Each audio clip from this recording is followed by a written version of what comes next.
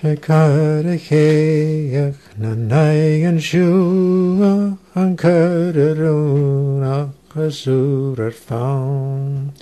Gerwarach mia dierach min gavsua gachus an flur bechuri lion.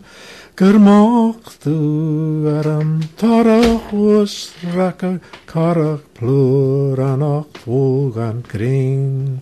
Kun bauach giana kanach meestana glauna wielchik san lian vorman.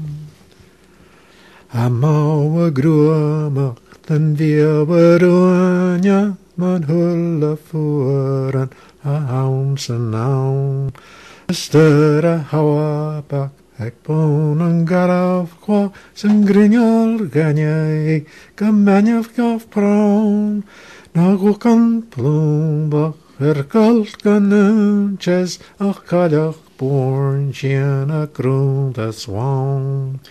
Gach thrw an uasil na coil an chwl garan a rwy'n a spwta sa wwbys jaw.